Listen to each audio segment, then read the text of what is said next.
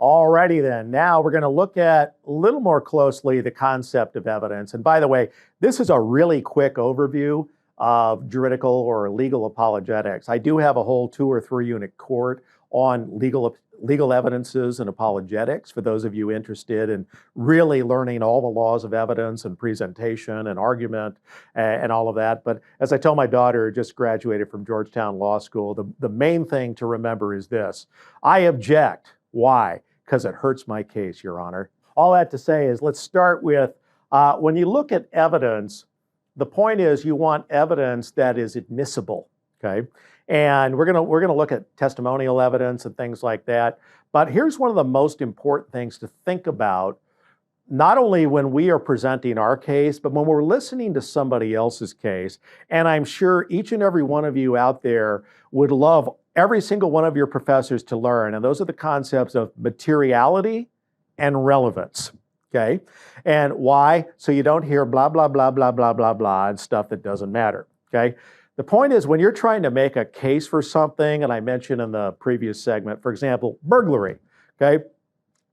Common law burglary, breaking, entering, dwelling at night with the intent to commit a felony therein. Materiality of the evidence means it has to, if you're going to present it and it's material, it has to go to one of those 5 substantive points, or it is irrelevant to the case. It's completely irrelevant, okay? So in other words, it doesn't actually go to support one of the essential properties or elements of the case. So that's materiality. Now, relevance goes with materiality, and that asks the question, does this piece of evidence that you are attempting to enter into evidence, does it make one of these material propositions more likely true or less likely true than without that piece of evidence, okay? So therefore, every single thing that you offer should be both material and relevant to your case. And that's why you need to define in advance, what are you trying to prove? That Jesus rose from the dead, or if you just say that Christianity is true, you probably need to be a little more specific about that, because you can get to specific, materiality and relevance. And this is why, for example, when we're trying to prove, for example, Jesus was the second person of the Trinity incarnate, that he was fully God, fully man, one person with 2 complete distinct natures, that he walked the earth, lived a sinless life, died on a cross, and then rose again from the dead 3 days later. See, that's a specific claim that's the relevant and material stuff. I mean, we could add other things to that, but ultimately that's the ultimate essence of Christianity, those things. And so when we consider this, let's say, for example, you talk to someone and they say, yeah, but didn't Christians kill people during the Crusades? Objection, immaterial, irrelevant. What has that got to do with whether or not Jesus rose from the dead? It's completely immaterial and irrelevant, okay? And this is why you have to learn to think this way and spot things that are immaterial and irrelevant. Not only in your own case, so you can be efficient and clear, but in your opponent's case as well. So that's the first step, is to think about materiality and relevance.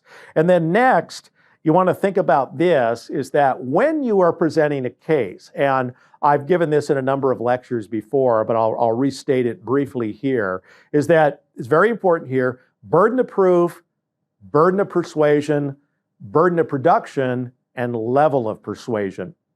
And I give the example here, for example, if you are witnessing to an atheist, okay, and the point is you say God exists, and hopefully you've defined what you mean by God, because as we looked at in ECD1, there's all sorts of defective views of God.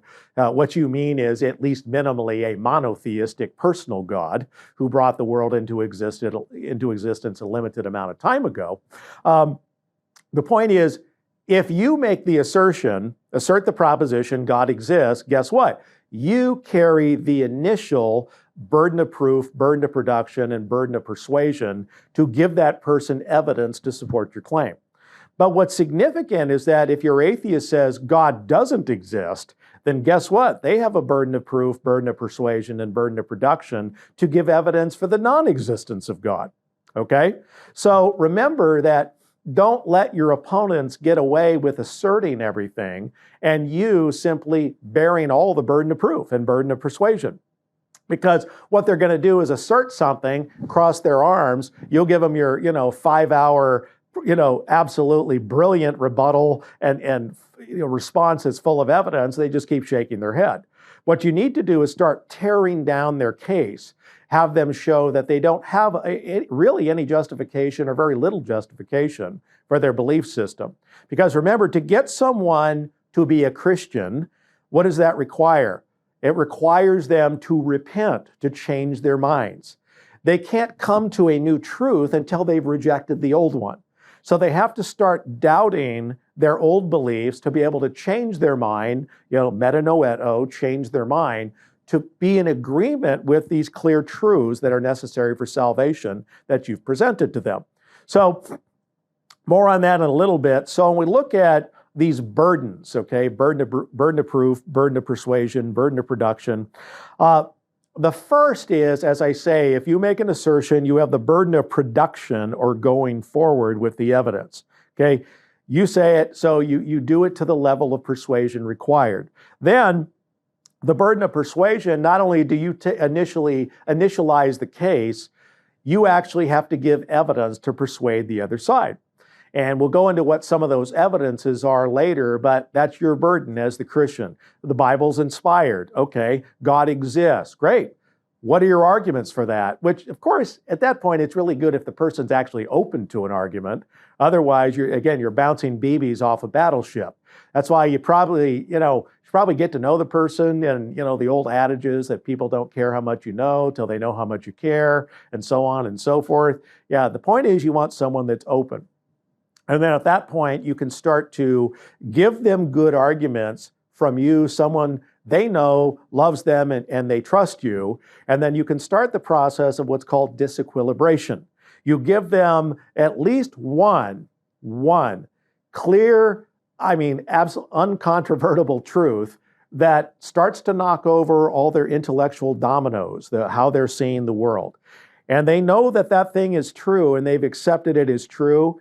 And it's going to start knocking down all the stuff in their intramental order. And that's what we call a state of being disequilibrated, okay? And so that's how you got to do evangelism. And it's not just, again, you don't just, in doing evangelism and apologetics, we don't just say stuff. We want to make sure people hear the right stuff as well. And that means loving them and caring for them, understanding what their interests are, why they're against Christianity, or so on and so forth and so forth. So again, burden of production, burden of persuasion. So you go forth until you've met your burden, which I'll go to the levels of persuasion. And these will correspond to certain epistemological or epistemic principles of persuasion. And as far as what we will call certainty, okay? Remember, certainty is an epistemological principle that means for the individual that whether or not they have, it's impossible for them to doubt or they have some doubt. So there's everywhere from doubt to levels of certainty. So we think about this, now we want to get to the area of what we call levels of certainty. And again, and this is important because, for example, if you haven't dealt with the skeptic and the skeptic's tautological or absolute certainty level, it doesn't matter what you say after this, because the only things that meet that requirement are things like, things that are true by definition, like a triangle has 3 sides, a unicorn has 1 horn. Okay, those are the only things that can meet an impossible to doubt standard. So that's why, and it's very important that we have to be wise in the way we do ministry. And that, we take it in its logical order, in the sense that if you haven't dealt with someone's skepticism, none of these arguments are going to make any difference, okay? And so with that, on the next round, what we'll do is look at levels of persuasion, assuming you've dealt with the postmodernism and assuming you've dealt with the skepticism at that point. Thanks.